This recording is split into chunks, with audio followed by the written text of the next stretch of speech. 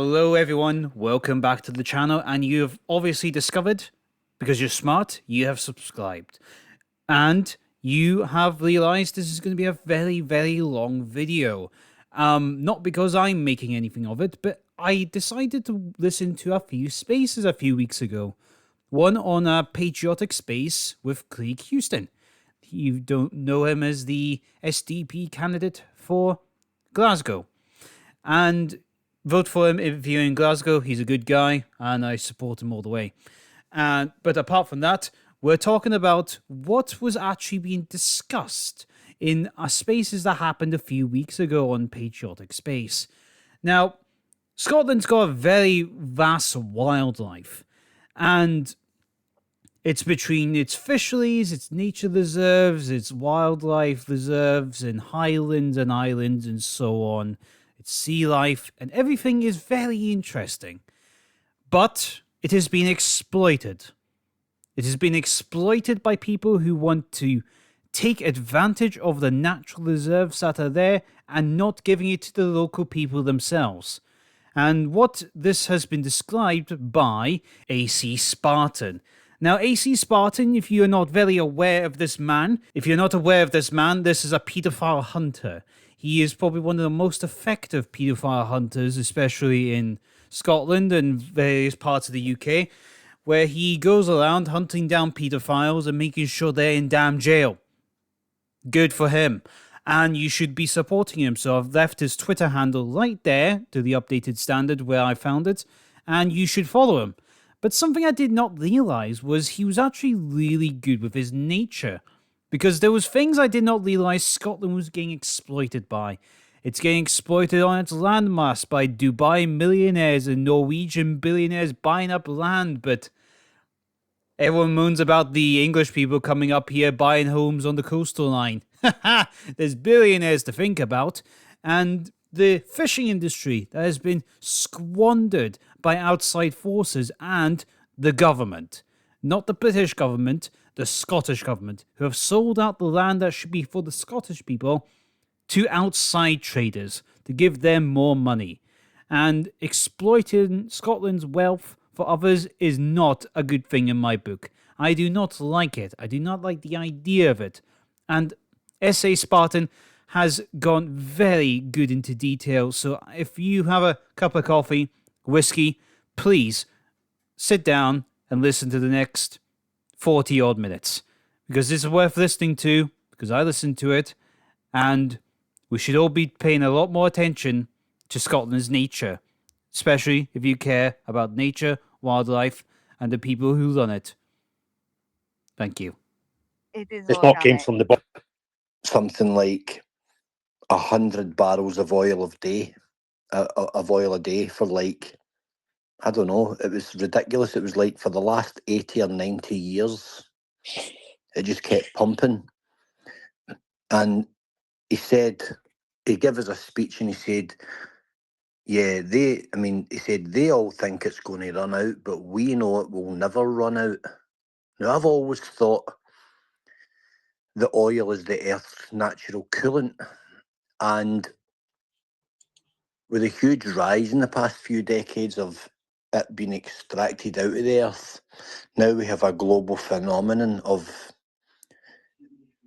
things heating up and sinkholes appearing all over the world. Sinkholes that were never documented are appearing all over the world, especially in areas rich in oil extraction. We know about fracking. I looked into fracking as well quite extensively. But I think that the Earth regenerates the oil. I don't believe for a minute that it's dinosaurs that are all crushed under rocks and stuff. I don't believe that side of it. And when you speak to some of the older generations of the ones that done the original surveys, it's interesting to listen to them using word salad to describe it, but all the ones I've ever spoke to, because I'm very inquisitive when I meet people, I ask a lot of questions, especially to these people who are intelligent.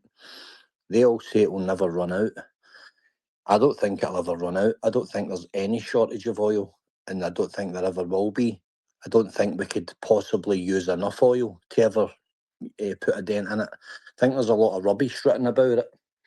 And I know that in Scotland, west of Shetland and, in some of the deeper water areas, there's water out there that was surveyed by BP in the 80s that they haven't even gone back to and looked at. And they know that there's trillions of gallons down there in reservoirs, one on top of the other. Trillions and trillions of gallons of barrels just lying there that they haven't even had to consider going near. So that's why I was quite vocal when the government in Scotland were talking about the oil running out and how we can't rely on it and all the rest of it. It's all bollocks. 100. There's billions of gallons in Scotland, probably trillions of gallons. And like Saudi Aramco, I think in the desert, there's an installation in the desert, and I'm sure they've got about 2.5 trillion barrels stockpiled that have sat there for years that they don't even have to look at. They're just collateral. They don't even have to think about it. They could stop drilling just now and not drill for another 300 years and still not get through all of that oil for the whole planet. So there's a lot of crap talked. I've been in the deserts and I've seen stockpiles and I've seen pipelines and I've seen production. I've been on FPSOs which pump 10 million barrels a day without even trying. And that's them on the lowest output because they just plod away. It's all lies. The same as the wind farms are all lies. They're turned off in Scotland more than they're ever turned on. And the companies are subsidised for that. So your units of electricity in Scotland, every home in Scotland from Whiteleys alone could probably be powered for a few pence a day. It's all lies. Speaking of, You know why, though? Speaking of the sea, Craig, another industry that's obviously Scotland will have been massively affected, but all around the coast of Britain, fishing. Mm-hmm. What would you do to get our fishing rights back, pal? Well, fishing's not my specialist subject, but I'm not an expert in much, but certainly fishing's not one of them. And I do need to learn that game a bit more before I give any sort of response to that. But yeah, that's it's fair. quite simple to understand trawlers that if we give away the rights, if we give away the rights to stuff that's ours for one at a time, industry, if we give away the rights to something that we own, then you're going to affect your industry. So it can't be a good thing giving any of your shipping rights away. What, sorry? They want to do away with the fishermen. Mm-hmm. Just take a drive down to Eyemouth and speak to the boys down there. Mm-hmm. It's private developers that are in bidding for all the harbours. Yeah. For developments, for high-end properties and Airbnbs, so that they can attract yacht owners. Mm-hmm. They want all the fishermen gone, with all their lobster nets and all their pots gone from all of the nice ports like Eyemouth, Berwick and Tweed, Arbroath. They want rid of them all. Mm-hmm. This is what they're doing. So they're crushing them. They're making them. So one of the boat tests, right? So to get your boat tested up and get it badged up to be able to go out, they've now made it so difficult and so expensive. Now, these are entities that have got no clue, that have never been to sea. Some of these vessels in Scotland, I've been in probably every harbour in Scotland, and these boats are absolutely incredible. They're built like the Endurance icebreaker. They're literally bomb-proof, and they're making it so difficult for the fishermen, generational fishing families, to get the badges to get back out to sea, that it's not worth them going out to sea. You only need to drop the nets off, Rockall, and you're pulling up your quota in a couple of hours. There's that many fish in Scottish waters, and they're not allowed to land it. But anybody else can come in, all the Spanish, all the Chinese super trawlers, you can see them. If you go out and look, they're always there. Now, my mate owns the biggest shellfish company in Scotland, and 90% of his landed produce is shipped twice a week on Emirates Air Freight to China. Wow. Where is it? Where's it based? He's my mate. He lives very near us He's not far from where we are. West Coast. Where is he based? He's I don't- West Coast. Right, because He gets everything landed from the Irish boys, and he gets everything landed from the Liverpool This boys. was- I'm talking This was my point, Craig. It's like it's another industry that's been destroyed, and seaside towns and places like Yeah. Grimsby have been destroyed because of it. There's a lot of people Ruined. out of work, and it was their livelihoods. And I think it's an absolute travesty what's happened to the fishing industry. You know all the tuna are back, right? All the bluefin, all the big tuna that in the 1930s it was called the tunny fishing. So tuna were called tunny, and it was for the elite, for the aristocracy, going out in boats, hand rowed clinker style boats for high value game fish. Right, I've got a book called The History of the Giant Scarborough Tunny. That book's probably worth about £500 to a collector. And it's an incredible historical account of a boom and bust industry that came to an end just because of the war. Right, now they were going out and catching £1,000 tuna off of Scarborough. They were everywhere, and then they were all gone. Now they've started to come back. What's happened? Marine Scotland and the Environment Agency in England, they've all jumped on it. And they're licensing only so many boats. You've got to jump through hula hoops. Everything is about money. There's loads of tuna. The Irish Sea's full of them because the herring are back, the sardines are back, the sand eels are back. Everything's back in abundances. There's millions of fish out there, but you go in and try and buy a nice bit of wild salmon or a nice bit of good quality fish in a market, and you'll pay through the nose for it. Now, I'm Just before you go on, Alex. Just before you go on, I think you found your fishing expert, Craig. I'm speaking. I know all the trawlermen. I know trawlermen personally all over Scotland. I've had a lifelong interest in fishing. I've owned fisheries for 16 years. I understand the business, and I speak to guys all over the UK. They don't have a voice. They don't know how to represent themselves. Look on my YouTube channel. You'll see me covering the Eyemouth fisheries. You'll see me talking to these guys. It's on my YouTube channel. I've been down there for years, and I know them in Arbroath, up in John Shaven, Stonehouse. I know them all over the place, Peterhead. All their fish that's badged up, right? It all comes from Norway. And they all tell you it's because it's landed in Peterhead, doesn't mean to say that it's Scottish haddock. It's all Norwegian sector fish. It's all lies. Every bit I know, I read every packet when I look at fish in markets. And a lot of the time, it's just blatant lies because the public don't know what's going on. The Arbroath fleet was one of the most greatest fleets in the world. It's been decimated. If you go to the States, you go to places like Grand Banks.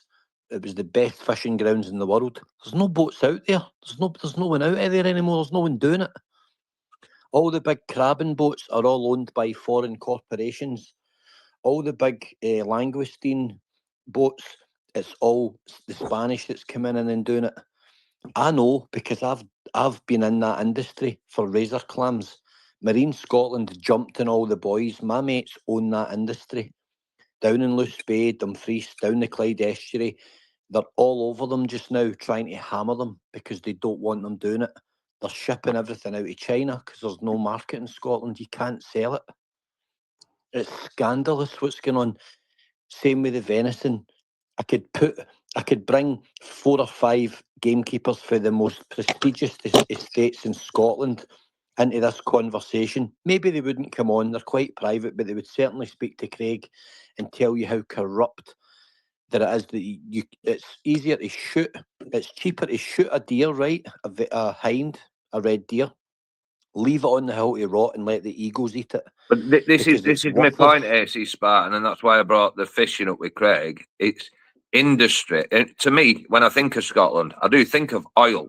Yeah, Aberdeen and oil. I think of fishing, and it's all stuff that's been decimated that causes job loss, and it makes you poorer as a nation. So I do think fishing is an important part of getting Scotland back. We've got kids in schools eating processed food, right, all over the Highlands. ADHD's through the roof, autism's through the roof. All the deer were decimated in the Highlands on the orders of one man, right, because they want to get the rewilding grants. Most of Scotland's owned by a Danish billionaire called Anis Poulsen. He owns the Cairngorms, he owns the Gaick estate, he owns Glenfeshie. The other side of that, all the way down to Lagan and all the way back up, is owned by the King of Qatar. All the deer have been decimated. They were shooting them out of helicopters and leaving them on the hill to rot. This is fact. Tens of thousands of red deer, Scotland's monarch of the Glen, blasted out of helicopters and left to rot all over the hills for the eagles to eat and for the carrion birds like crows and hoodies to eat, because they're worthless. It costs you more to take it and get it picked up by a game farmer and grallocked and dealt with and taken to market than it's actually a value. You couldn't get 15 quid a carcass for them. It's not worth processing. And Scottish venison is the best, cleanest meat that you'll ever find because it's wild. There's nothing in it. They're not pumped with any type of drugs, so it is an industry that's completely and utterly corrupt. It's got everything going against it through organisations like the RSPB, who are one of the most corrupt charities ever known on earth.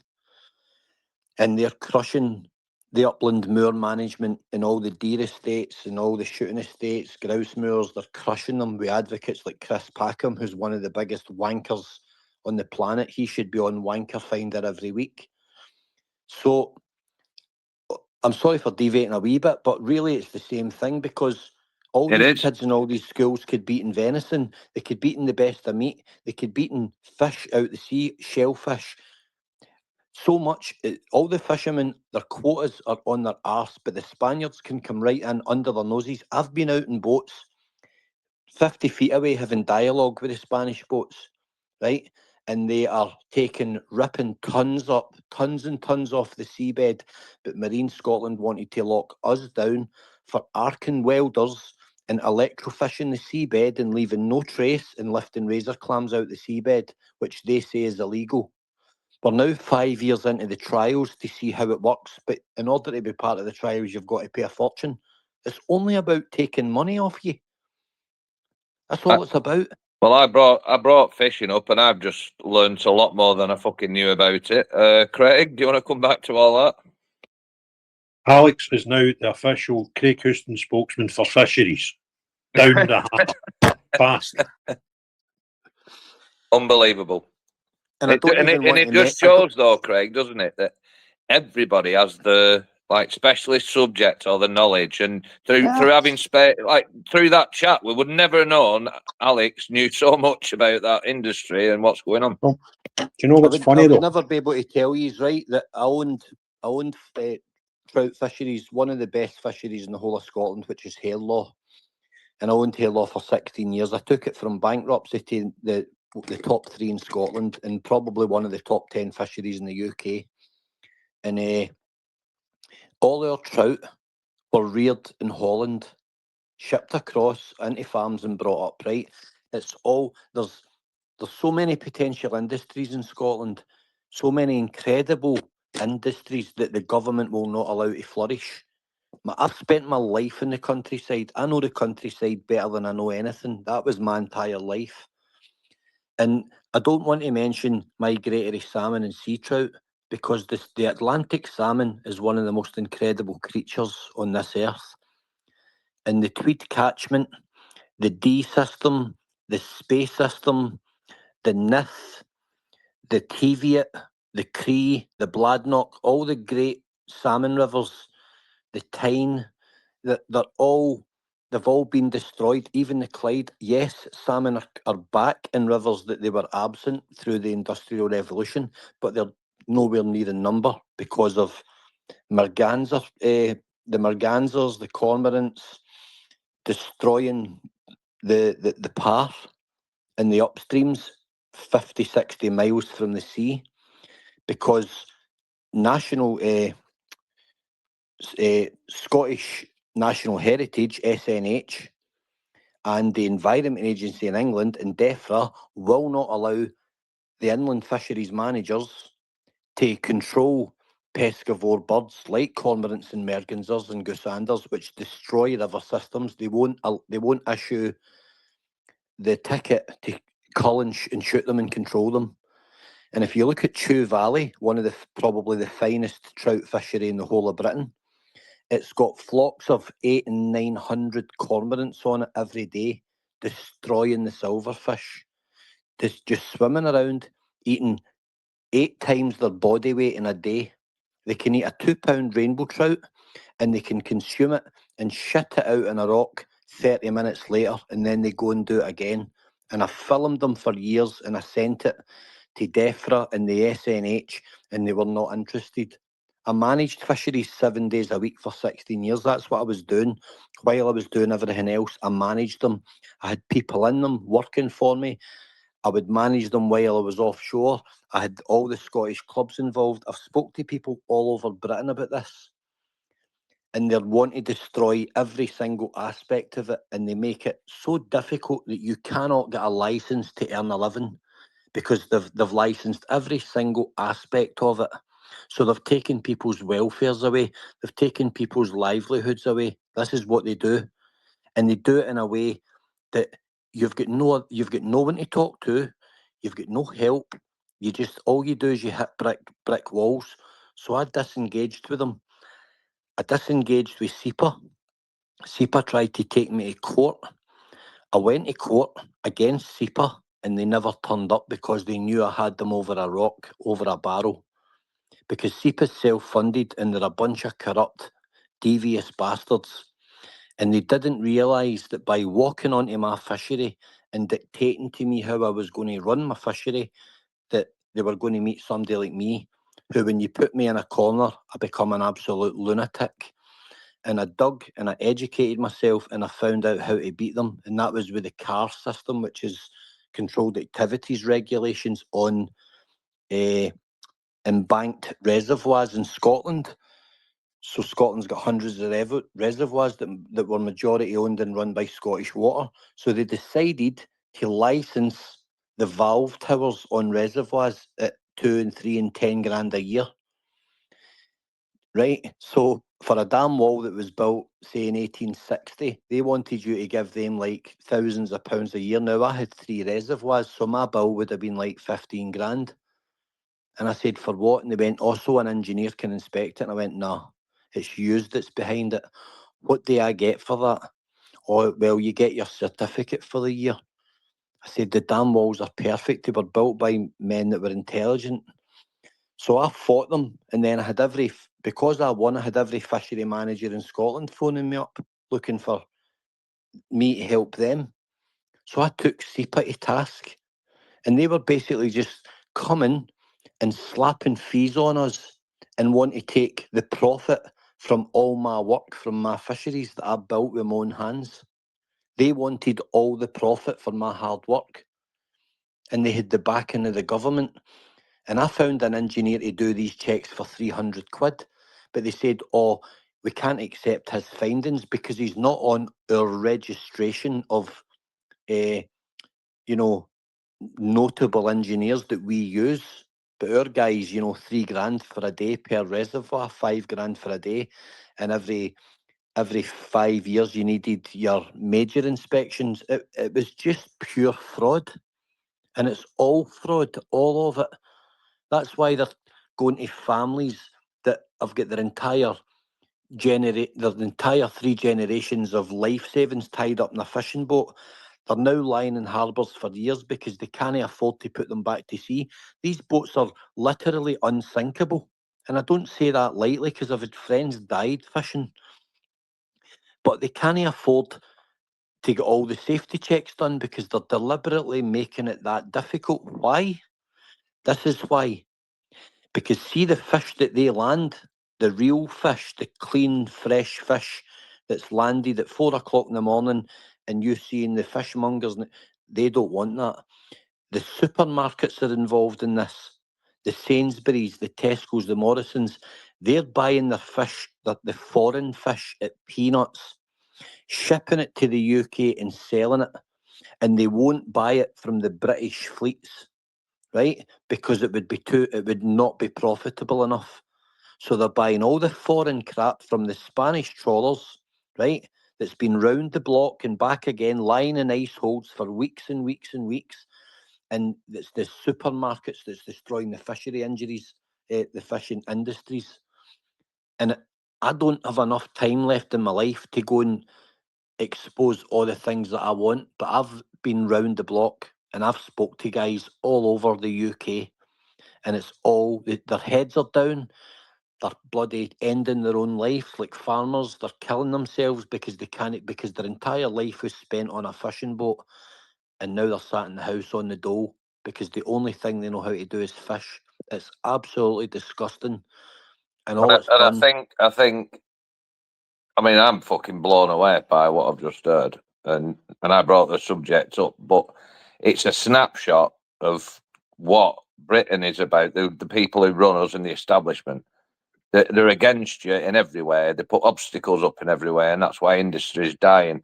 And I think Craig has just stumbled across an absolute gem. And I think it's something you could go to war with in Holyrood with Alex's help, mate. I could take you to rivers, Craig, right, all over Scotland that are full of gold.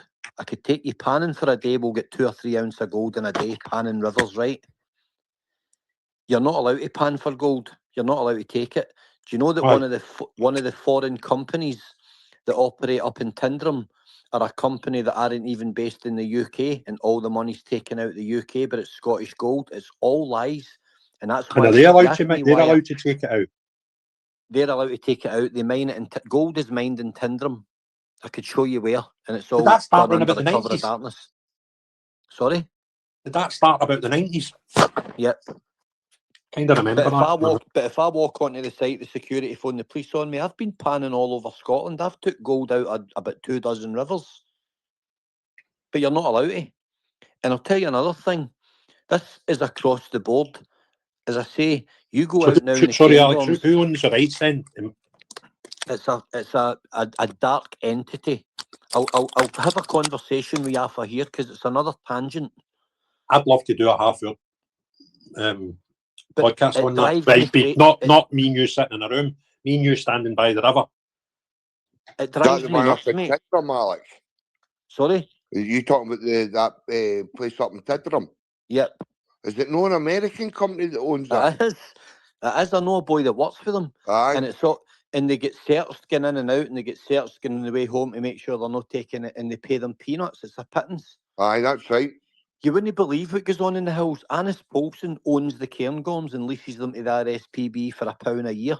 Wow. How can you lay claim to own the Cairngorm mountain range? I've walked across it every point of a compass. And these people own it. Now you've got the King of Qatar buying up all the estates, 10, 15 million pounds, they're all lying empty. What is he buying them for? Because there's something in those hills that these people want to extract. Right? They're not buying up all the land that they're buying. I'm talking about hundreds of thousands of hectares of land, estate land, and they're sitting doing nothing with it. There's a reason for that. And the Scottish government are okaying it and selling off land that is sovereign land owned by the people of Scotland. I mean, just a quick one, just for the people. Now you all understand why I keep pushing Craig and Alex. There's your reasons why. You didn't know. These people know more about the little. Kevin. This is what keeps getting missed. See the Dartford Bridge? The Aye. Dartford Bridge probably generates £1 million a day, right, in crossovers. It's owned by a company in France. Aye. The money goes to France. What planet are people on that they think that's normal? Alex, you know my favourite one? Nicola Sturgeon got up in her horse and told everybody she was fantastic because, well, they told us a lie. They told us that we own 25% of the wind in Europe, which is a lot of bollocks. We do because of the offshore stuff have like a disproportionate amount, but it's not 25%. Anyway, she auctioned the leases for the seabed where we said, right, we can have wind farms there, and there. I know. Right. She brought in, I think it was 365 million quid, right? And this auction had a maximum price per metre you could bid. Have you ever heard anything as stupid in your life, right? No, So because it's a maximum bid. And the businesses that bought the leases, who now have the rights to put the offshore wind turbines, Companies Every- like Gamesa, every single one of them is foreign, Spanish. right? Yeah, And mostly two of them, Spanish. two of them are Spanish. Now, two of the, I think there was 10 or 12 companies in total, right? Some of them had Scottish sounding names, which I thought was quite humorous. But when I dug deep, not one of them was British owned, never mind Scottish. And two of them, one of them was the National Energy Company of Spain, and the other one Yep. was the National Energy Company of Norway. And you Yep. go, how thick are we? How thick The are you French for are there as doing well. that deal? Yeah, And the how French thick are there are as we well. for falling for your shite, right? Now, I can't understand how that makes sense. And I cannot, and I'm not saying it is, right? I'm just put it right there. I'm not making any allegations here. But in general, for British politicians, I'm not prepared to accept the point I was at 2-3 years ago where no British politicians were liable to accept a bung or two. I'm not saying those two Hey. statements are connected. All I'm saying is that does not make sense to me. Why do you have an auction with a maximum bidding price? Because they're getting envelopes, Craig, and Sullom Voe Terminal, right, which is Shetland's terminal, it's Scotland's oil, right, the old 40s pipelines. The entire workforce was Total. The entire workforce of scaffolders, steel fixers, riggers and rope accessors was French. I Aye. was there, auditing for BP. The entire workforce was French. 1,700 men, French. And all the Scottish scaffolders and all the Geordies were all sitting in the house skint. It's scandalous what goes on. Yep. It's absolutely scandalous what goes on. Mm-hmm. And I know so much about it. I've not got enough time in the day to talk about it because my thing is child protection. Yeah. That's my thing. That's my passion. The rest of it just makes me angrier and more hateful than I already am. I think though, if you like Craig said, he'd like stand by a river and get all this sort of information. I think I know a man who would go and take this to Holyrood. Mr. Houston would, I think. Aye, Well- listen, can you imagine the amount of information I'll get access to if I get this seat in that parliament? That's Yeah. I'm like, it's not every day. 5 years wouldn't be long enough, but 5 years would be too much. Do you know what I'm saying? You'll get so much information, right? Because you'll become very popular. But me alone, I can give you enough to keep you busy for the next 3 years without even trying. Right, I'm not going to Holyrood anymore. I'm just going to hang about in your van for the next 3 years. Craig, I'm not kidding. You've got to go and speak to people on estates and see the corruption that is going on in Scotland just now with land ownership. It will Mhm. blow your mind. And this I would like it to- goes back to what you were saying, Craig, doesn't it? About restoring industry in the oil industry, and this is just another part of it. It's a massive But part. it's a shite they talk. See, whenever they've done these deals to make it that nobody can take oil, nobody can take gold out of any rivers in Scotland, right? But at the same time, I've signed out a deal to give the American company rights to do it, right? They would have sold this in the 90s because it's in the back of my head. One of my mates' mum talking about it, and she was kidding us on. She was with Blair Athol originally, right? And she was like, "Oh, you'll be up there soon. You'll need to get up there early when it starts. It'll be like the good old Western days when they found gold in them there hills, right?" I remember her telling me about this. And see, when this thing was sold to the Scottish public, we'd have been told that, "Oh, look, we're getting some American investors coming in, and it's going to secure 20,000 jobs and bring in £20 billion worth of the Scottish economy." Because that's the sort of shite they say, and we go, "Oh, that's good." Then we forget about it because we're all just more worried about paying our way, paying our mortgage, paying our car, trying to earn enough money to get a wee week in Bellamedina each year, stuff like that, right? So we go, all right, so you forget about that. Now, that's now 30 years ago, right? And they'll be guaranteed, there'll be hee-haw jobs, they'll be paying them bottom dollar, as Alex already alluded to, and every coin that's been pulled out of the place, well, nobody gets any seen in Scotland at all. It'll all be out the door. But probably somebody at that time got a nice holiday home in Kissimmee at the time, right? Or some fucking nice flights to somewhere in Texas. Do you know what I mean? That's the kind of shite that happens. And we get, every time they put some shite at the table, they try to sugarcoat a shite and tell us how fantastic this is. And I go, I had 26 years listening to bullshit. I know you're talking shite. And I'd love to be in the building the next time they come. Oh, listen, we've got this great thing we've done with the health service, and it's going to mean we're going to be cutting. And I'll go, what do you mean you privatised it? Right, I can see right through your shite, and call them out at source. Every time they tell you something, don't look at the rule or the law that they're bringing out. Look at the stuff behind it, right? Yep. Like, and I'll give another example. We need digital ID because that will stop child abuse, right? That will stop illegal immigration. No. Do you know what I mean? You could take Twitter, you could take every single social media platform off the face of the earth. Now, it would have a positive effect on child abuse because I know how many of them get groomed through social media. But it would not stop child abuse. They would just find another avenue because people with these sick minds need to get sick deeds done. So they just find other ways of doing it. There was child abusers before there was an internet, right? So it's just all bollocks. So you've always got to look behind what it is they're selling you. Because whatever it is, the words that come out their mouth, you can guarantee one thing, that ain't the truth. So when they told us 30 years ago, oh, we're going to be doing this and we're getting all this investment from America and it'll cost, there'll be a whole industry up in the Highlands that will regenerate the region and fucking lot of shite. Somebody's getting a big brown envelope of cash and somebody else is making billions at the back here. Who owns most of the forestry in Scotland, Craig? Sorry, What, sorry? Who owns most of the forestry in Scotland? I would imagine those two people you told us about, the Scandinavian boy and the guy from Emirates. China. No shit there, huh? Right. All their timber is dropped and boated and milled in China and shipped back here. Right. And that's Makes sense, doesn't it? That's apparently more economically viable than milling it in Scotland. That's why all the sawmills are all shut down. There's only a few left. Mm-hmm. Right? Anis Poulsen is about 42 or 43. I've met him one time. He's a Danish billionaire. He owns the company Jack Jones. Yeah, He lost 3 of his kids in the Bali bombing. He was there and he got the footage, right? And there's a story to that. He's incredibly wealthy. He's one of the richest people. And he owns half of Scotland.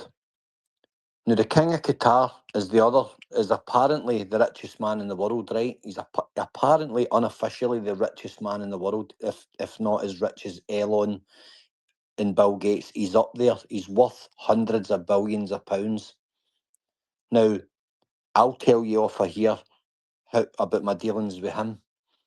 Now, he's buying up estates all over the place, right? Lairg, Sutherland. He's just buying anything that hits the market because him and Poulsen are in competition with one another. No one is batting an eyelid about this.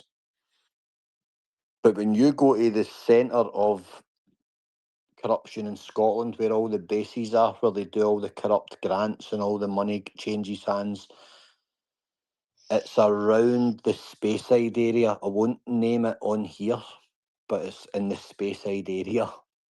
That is the catchment for all of this skullduggery, and all the woke brigade are there, all driving their Teslas, all plugged into the rechargers, and it's wild what goes on. It's absolutely insane. And the front of it all looks like beaver reintroduction in the Spey catchment area, which is destroying the migratory salmon passage through the Spey catchment. It's about reintroducing lynx into the Highlands, which I'm not against at all. It's about preserving Capercaillie. This is what it all looks like. It all looks rosy on the outside, so let's spend millions preserving the declining Capercaillie population in the Abernethy Forest, which there's about 200 or 300 left in the Rothiemurchus estate, maybe 400 at a push. But they also want to reintroduce the pine marten, which preys on the capper chicks and the eggs.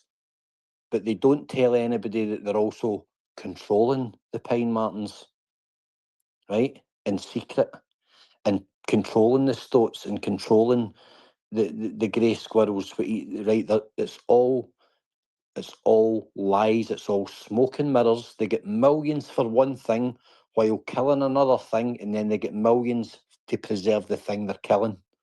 And I know all about it And they know that I know all about it because I've called them all out to their faces. I know all the Rangers up there and I've spoke to them all. And I'm like, I catch them at Lochmorlick and I say, you're full of shit. You're out checking traps and you're killing one thing and you've just secured another 10 million and you're promoting the saving of this, but you're killing that. It's all lies. You wouldn't believe it. It'll blow your head off. That's why I had to come away from some of that stuff, because I was going to end up just going insane with it because of the level of corruption and the money that changes hands. And it's honestly, it's maybe a story for another day because, you know, my blood pressure's probably not too good thinking about this. Could he just be a wildlife lover? You know, I'm a wildlife lover. I'm a lifelong, you know, bird Yes. watcher. Could this guy just be a conservationist? Absolutely not at Right. all. Under any guise at all. No chance.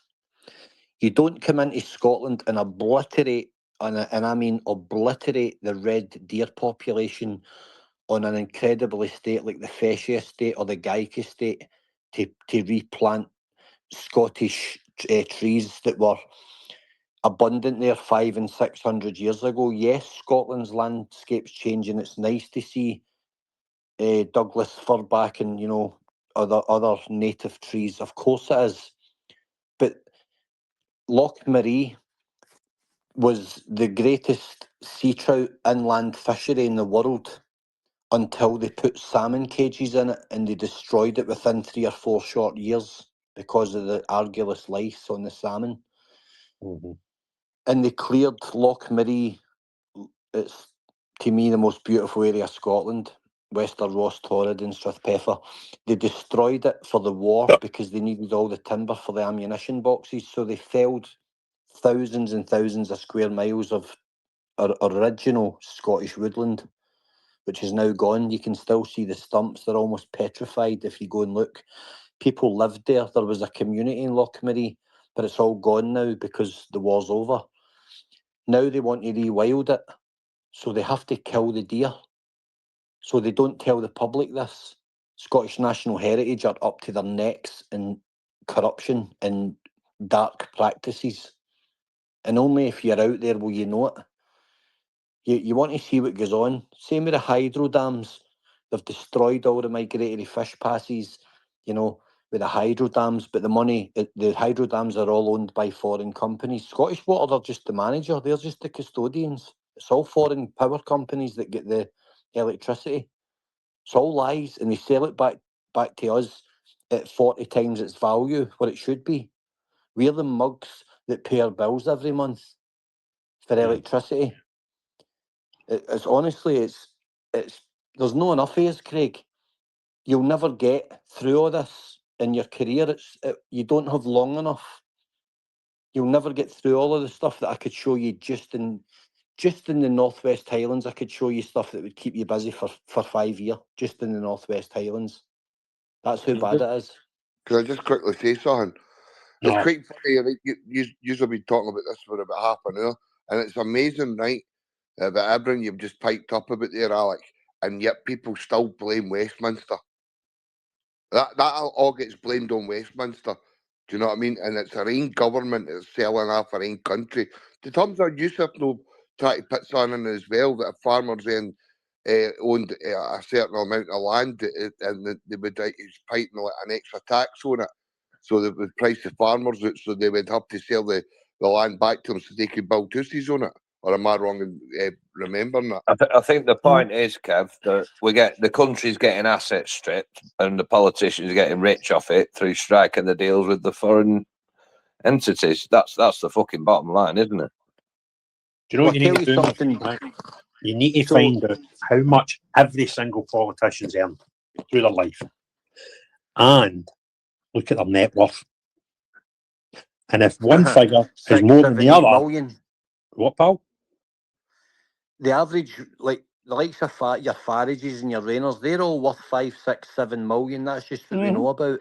Now, Farage, to be fair, has had a life outside politics, right? But somebody like Rayner, who has went to university, probably studied politics, came out, got a job as a staffer for the Labour Party, done some work with the trade unions and worked their way up, right? They've not made billions of pounds.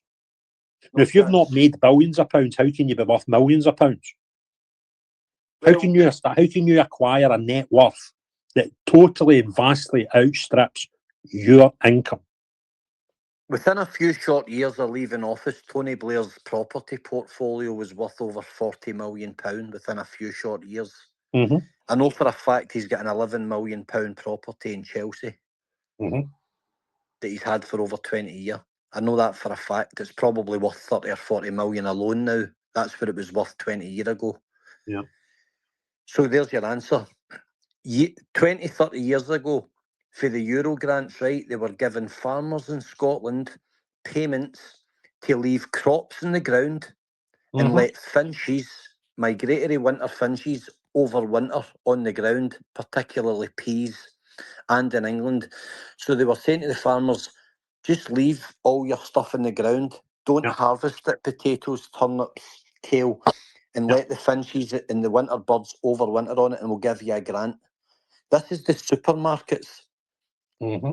This is the supermarkets. Look where your onions come from. Look where your tomatoes and your broccoli comes from. By law, it's got to state it in the packet. They'll call it British, put a Union flag on it, but it's boxed here. It's processed here in a factory, but it's grown abroad. It's grown in Holland, Spain. It's grown Belgium. But they lie. And they've been doing it for years, and it was all sleight of hand, paying the farmers to let food that could be on British tables, feeding children, rot in the ground so that birds could overwinter on it.